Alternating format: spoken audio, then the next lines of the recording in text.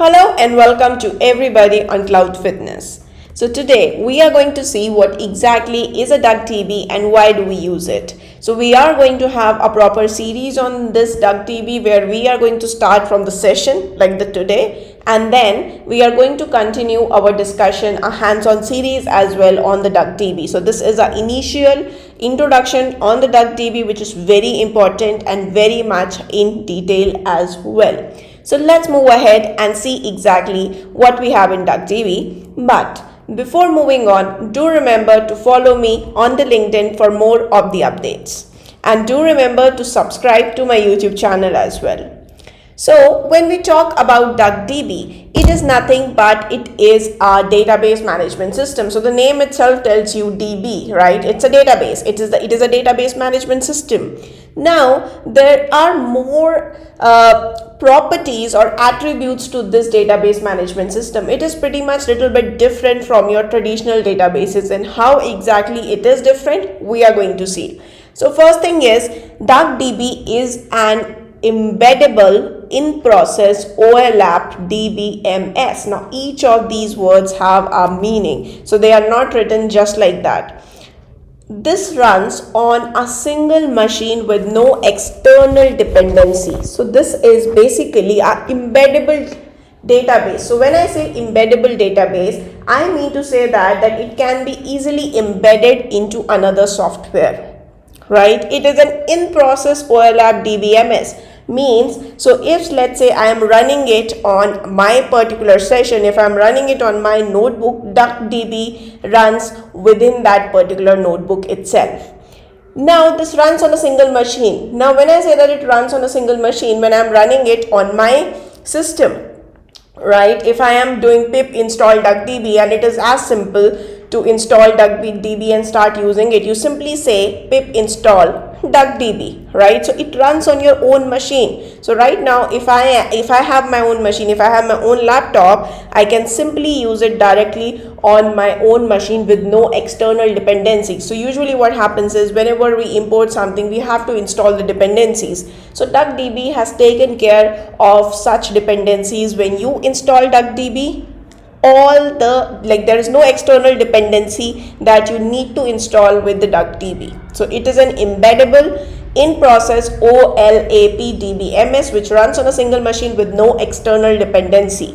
Now when you talk about overlap, right, I hope if you have been watching my channel, you should know what is an overlap system, what is an OLTP system. So this is not used for your transactional loads. It is used for your analytical workloads only. It is an overlap DBMS. Now this thing should be very clear. Now also remember that it contains columnar vectorized query execution engine for faster data processing. So it has taken to a lot of articles now about the DuckDB, you must have seen. So why? One of the major reason is that it has very faster data processing. It has shown very fast data processing. Now how is it even possible? It is possible due to columnar and the vectorized query engine. Now what exactly does this mean? Now this means that whenever you write a query in the DuckDB, right, whenever you write a query in DuckDB, even the data in your DuckDB, it is stored in the vectorized format. So when I say vectorized format, it stores the data as the vector data. It even adds vector indexing on top of your data. Now since the data is already vectorized, right, and then it also has vector indexing on top of it, like when you have a vector data and then on top of that you apply vector indexing, it all together results in the new data structure, and then because of which it has a really faster processing. Now it keeps the data, it keeps most of your data processing and the data at the CPU code level so that it avoids the main memory. And even when you have a data little higher than the memory of your single machine, then also DuckDB works efficiently. But remember, there is an extent to it. Since it is running on the single machine, it is dependent on the memory of your machine. But DuckDB has largely optimized the workloads. It has optimized the format, the in which the data is stored, so that even if a data is bit higher than the memory of your machine, then also it works effectively because of your vectorization, because of your column orientation as well. It is pretty much an OLAP database which is column oriented as well, and hence it helps you in the faster processing. Also, when I show you, the demo as well of the DuckDB, you will actually see that it works with the Python. It has full support for your Python. You can actually work in pandas as well inside your DuckDB. So similarly, you have support for your R, Java or your Python APIs as well. And the best thing is your DuckDB has also the support for file system specification library, because of which you can actually query the data which is stored in your Google Cloud platform or even your Azure storage. It can actually use this file specification library and can query the data which is present in your Google Cloud platform and Azure storage as well. Now if you look at the diagrams that I have mentioned over here, I have pretty much taken this from the internet. You can see that it pretty much explains that it is a column store, right? It is a column store. It stores the data in a columnar format. It does the vectorized processing. It is a single file storage, MVCC. This means multi-version concurrency control. So it basically keeps the multiple copies of your data so that it is easier to have concurrent reads and writes on your data. So even it has this feature as well. But underneath, DuckDB is actually based on your C++. Now similarly, what exactly is DuckDB? Where does it fit in? So if you see on the right hand side the diagram, it is an embedded analytical database management system, right? It is different from your Snowflake. It is different from your SolidDB or your SQLite. Similarly, it is different from your Postgres and MySQL as well. And this diagram pretty much shows this.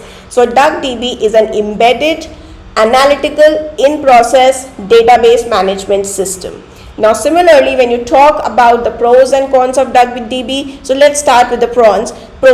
Now the very first pro is that it has advanced query optimization and the faster processing, and we have understood why, because it is column oriented, it is vectorized, it even has MVCC, and it is even ACID compliant for that matter. Now it allows copying of compressed data files into memory. Now once we do the hands-on, you will actually see, right, if you want to work in the Parquet file, if you want to work in the CSV file, it actually helps. The DuckDB actually allows you to compress the data and then use it. Even if you're working on the CSV file and you want to store it as a Parquet file, you can actually do that as well. Now similarly, it provides both compute as well as the storage layer. It allows you to compute, it allows you to write the queries, it allows you to write a simple SQL statement, even it allows you to use your Python APIs on top of SQL. So let's say that you have a pandas data frame, right? You can actually run your SQL query on that pandas data frame. We will actually see it in our hands-on. Now similarly, when you talk about the cons, remember that it is very difficult to achieve beyond memory processing. Now I already told you that okay, it is a one machine database, it runs on your machine. So now let's say you have a huge amount of data but you do not have that much of memory in your system, then you might run into a problem. Now similarly, sharing of the data, right? You have a session, you have a table, it is very difficult for the multiple teams to come together and work on the shared database in DuckDB. So these were the pros and cons and what exactly is DuckDB. So stay tuned for the upcoming videos of the DuckDB where we will see the hands-on session on DuckDB. So I hope you liked the video and do remember to like, share and subscribe to my channel. So thank you so much for being till here.